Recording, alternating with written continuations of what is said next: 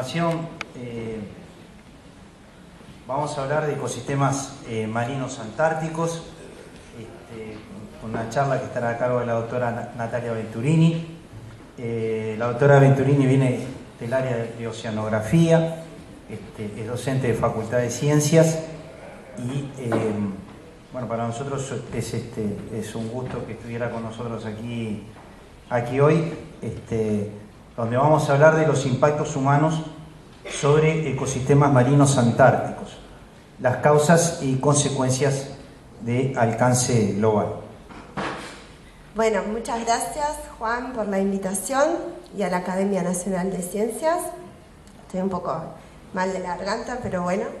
Esta presentación vamos a hablar un poco de los impactos humanos globales sobre los ecosistemas marinos antárticos, pero también de la Antártida en general.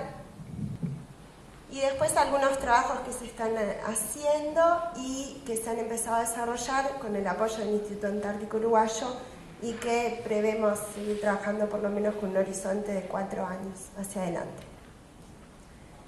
La primera pregunta que surge es: ¿está la Antártida afectada por impactos humanos?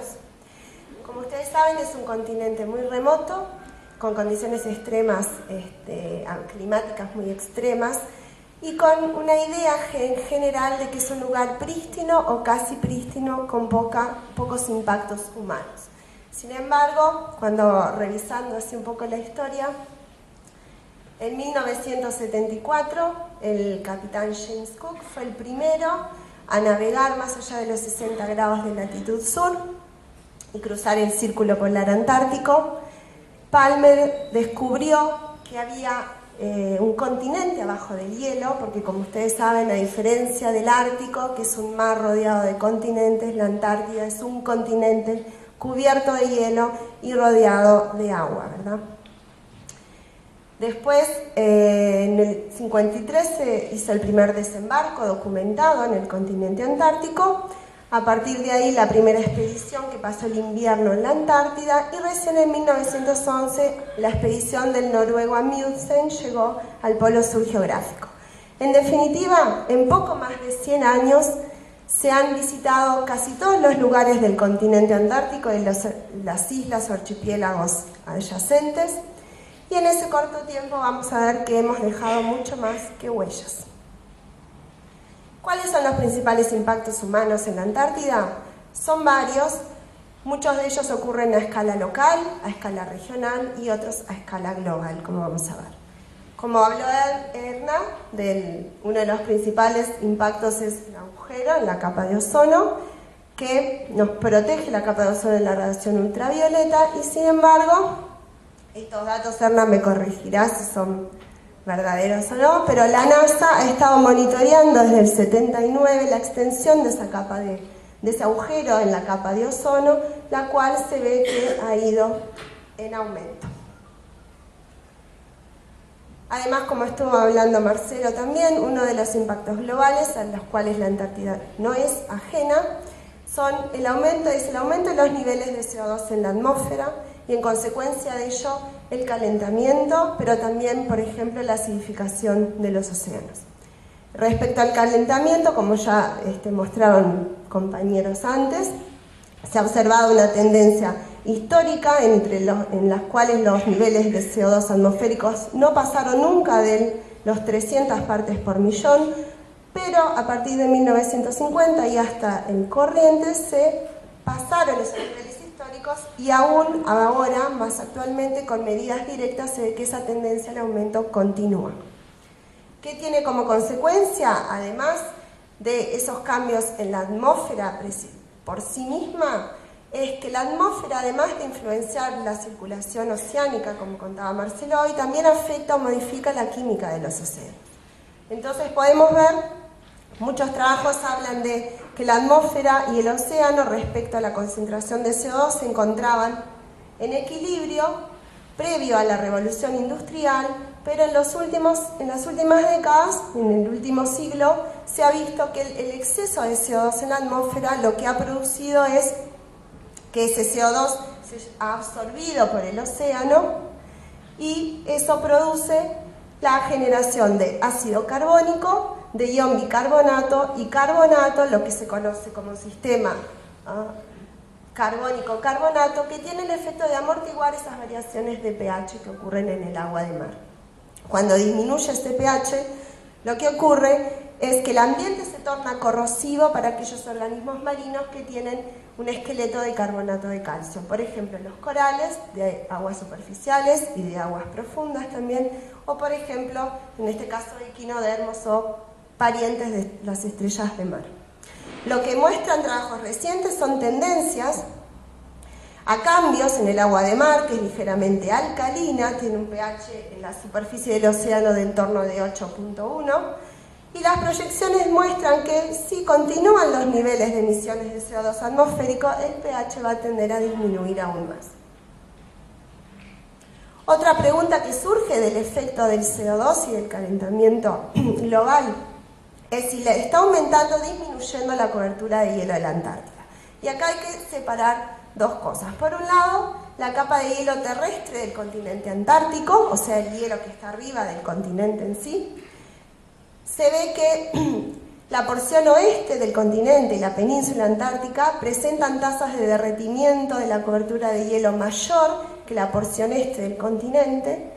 Se ha triplicado inclusive en la última década, y que la pérdida de masa de hielo media por año fue estimada en 83 gigatoneladas, lo que equivaldría a la cantidad de hielo que tiene el monte Everest a cada 2 años, esa pérdida. Respecto a lo que es la cobertura de hielo oceánica, o sea, el hielo que se forma en el mar, lo que se ha visto o han mostrado las tendencias es que desde el 79 hasta el 2015, desde el 79 hasta el 2015 se han observado con oscilaciones una tendencia relativamente constante y una leve tendencia al aumento de en torno de 1.8% de esa cobertura de hielo en el mar. Pero sin embargo, a partir del 2016 se interrumpió esa tendencia y cayó abruptamente. Capaz que un poco en asociación a que fue un año extremadamente cálido. En realidad no se sabe todavía por qué. Pero bueno, y se ve acá que esa cobertura de hielo, que varía estacionalmente, presentó un mínimo histórico. En definitiva, lo que hay un consenso general en la comunidad científica es que la cobertura de hielo terrestre está disminuyendo rápidamente, principalmente como consecuencia del derretimiento glaciar en la porción oeste del continente, mientras que la capa de hielo marino se ha mantenido relativamente constante con una leve tendencia hasta hace muy poco tiempo atrás. Lo que también hay consenso es que el aumento de la temperatura atmosférica de la superficie del mar durante estos últimos 50 años ha aumentado la intensidad y la frecuencia de un fenómeno que es estacional, que ocurre todos los veranos australes, que es el derretimiento glaciar estacional, tanto por escorrentía como por desprendimiento de bloques de hielo en el mar. ¿Y qué produce ese fenómeno? Es un aumento del aporte de agua dulce y de material terrestre por escorrentía, aumento de la estratificación de la columna de agua en función del aporte de agua dulce, de la turbidez y de la sedimentación, con efectos en el ecosistema costero marino antártico que aún son inciertos. ¿Por qué son inciertos? Porque primero no conocemos bien la composición de la materia orgánica particulada marina ni la terrestre, y entonces no sabemos el significado en términos de aporte de alimento para esos organismos marinos de un aumento en el aporte de materia orgánica terrestre. Otro impacto que también, si bien es localizado, es un impacto local y es bajo comparado con otras áreas geográficas del planeta, es la contaminación por petróleo. Generalmente es restricta y asociada a las actividades desarrolladas en las bases científicas. Hay un background histórico, por ejemplo, relacionado al abandono de infraestructura o de tanques de combustible antiguos. Han ocurrido algunos accidentes, como el buque Paraíso, que derramó 600.000 toneladas de diésel, un buque argentino. También algunos buques de turismo. Y muchos de estos compuestos también son liberados a la atmósfera por combustión a altas temperaturas, por ejemplo, por la quema de combustibles fósiles, en los generadores que se utilizan en muchas de las bases antárticas, O, por ejemplo, como todos deben recordar, el incendio de la estación brasilera, Comandante Ferraz, en 2012. Muchos de estos compuestos son tóxicos, carcinogénicos, mutagénicos y tienen una alta persistencia en el ambiente, principalmente en las condiciones de baja temperatura de la Antártida, que hacen que su degradación sea mucho más lenta. Hay un conjunto de compuestos orgánicos, también conocidos como COPS o POPs, poluentes orgánicos persistentes, muchos regulados por la Convención de Estocolmo, que entró en vigor en 2004, que son compuestos muy tóxicos, inclusive a la salud humana, que bioacumulan a lo largo del tiempo en los organismos marinos y también biomagnifican a lo largo de las cadenas o de las tramas tróficas, o sea que su concentración es cada vez mayor en los predadores tope, recordando que el predador tope por excelencia somos nosotros, ¿verdad? Estos compuestos también viajan largas distancias, entonces la Antártida no es lejana o ajena a estos tipos de compuestos porque llegan a ella por un proceso de destilación global en el planeta. En función de su volatilidad, los compuestos más volátiles van a viajar y tender a depositar en las latitudes mayores a baja temperatura. Y se han encontrado muchos de estos compuestos en la fauna marina desde, por ejemplo, el krill, Eufasia superba, con altas concentraciones de PCBs o policlorobifenilos, y también en predadores tope como la foca de Weddell, por ejemplo. Otra fuente de contaminación en la Antártida significativa, aunque también de carácter local, es aquella debida al vertido de efluentes domésticos.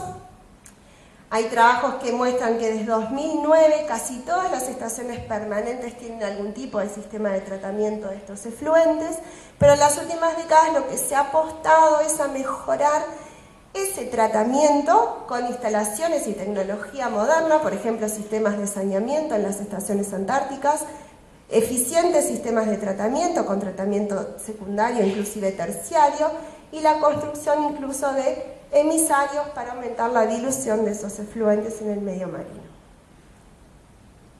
Otro impacto muy importante es la contaminación por plomo, un metal pesado muy tóxico. Lo que se ha visto en testigos de hielo distribuidos en todo el continente son concentraciones muy altas que se disparan y son atribuidas a la revolución industrial, inclusive previamente al que realmente se hiciera efectiva la ocupación del hombre o la actividad humana en la Antártida, antes, como ven, de 1911, que fue cuando se llegó al Polo Sur, y luego caen drásticamente a partir de 1990 a 2000 con la prohibición del uso de plomo en los combustibles. O sea que también se pueden hacer reconstrucciones paleoambientales, ¿verdad? El plástico y la basura marina es un tema que está muy de moda, ¿verdad? Y es una realidad inclusive también en una zona o en un ambiente tan lejano como es la Antártida. El plástico puede variar de tamaños que van desde metros hasta micras, ¿tá? Lo que son el límite entre macro y microplásticos es más o menos en torno a 5 o 3 milímetros. Y lo que se ha visto es que más allá de los perjuicios directos, como pueden ser la asfixia de animales o que se enredan en artes de pesca, por ejemplo, también hay efectos perjudiciales a través de lo que se conocen como microplásticos. Por ejemplo, estos pellets tienen el tamaño de granos de arena y tienen absorbidos a su superficie muchos de estos compuestos COPS o POPs que yo les contaba antes, que tienen una gran toxicidad. Y lo que se ha visto es que las concentraciones de macro y microplásticos alrededor del continente antártico son mayores y no son explicadas apenas por la distribución de las estaciones científicas, sino que vienen desde otro lado, lo cual significa que la corriente circumpolar antártica y el frente polar no serían una barrera para la dispersión y para la llegada de estos contaminantes a la Antártida. Opa. Otra fuente de impacto muy importante es el turismo. Como se ve acá, en 2016-2017, más de 40.000 turistas llegaron a la Antártida. Algunos de ellos desembarcaron, los que están en azul, en el continente o alguna de las islas cercanas, ¿tá? Los principales turistas vienen de Estados Unidos y de China. Y lo que se ha visto es que las principales fuentes de contaminación a través del turismo es la introducción de especies exóticas o invasoras, lo cual para el ecosistema antártico es muy vulnerable porque la gran mayoría de las especies de la Antártida son endémicas y y han evolucionado de forma aislada durante miles de años. Entonces es más difícil todavía predecir y son más susceptibles a la introducción de especies exóticas de otros lugares. También el gran flujo de turistas generalmente coincide con la época de reproducción y cría de muchas especies antárticas. Hay casos reportados de erosión, imagínense 150, 200 turistas caminando por una costa antártica, ¿verdad? Y obviamente contaminación tanto por los turistas en sí como a través de los vertidos o desechos liberados de los barcos. Y la pesca, como hablaba Yamandu hoy, la Antártida no es ajena a los problemas de sobrepesca.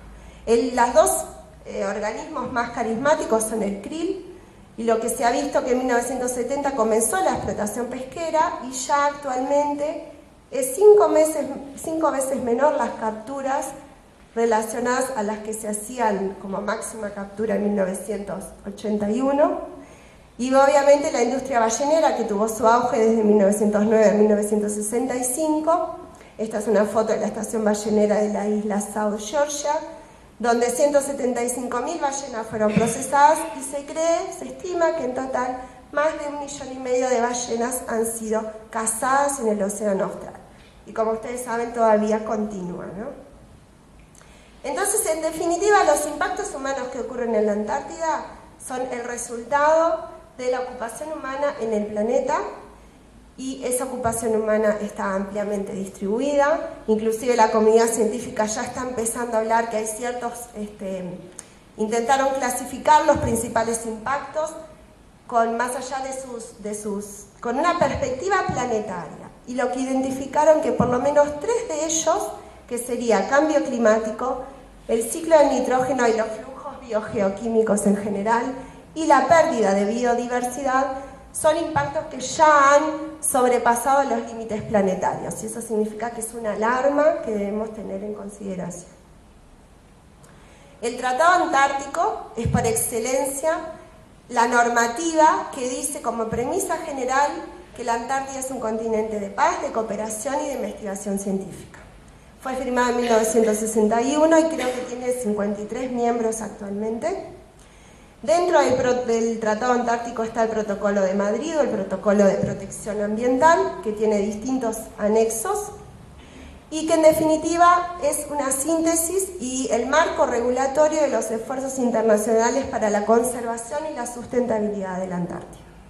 Obviamente Uruguay no es ajeno a esos esfuerzos internacionales, y como miembro del Tratado Antártico y miembro consultivo tiene la obligación de monitorear y de remediar cualquier impacto que realice.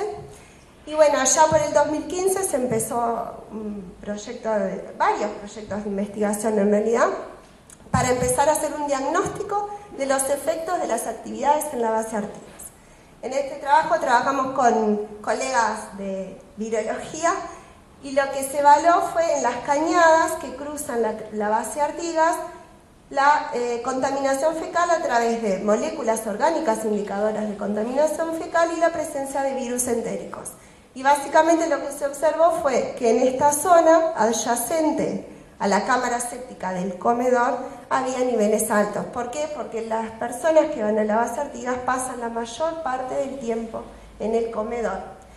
Y en invierno probablemente no haya mucho problema porque son 8 o 9 personas, pero en verano, cuando hay 60 personas en la base, eso realmente es un problema.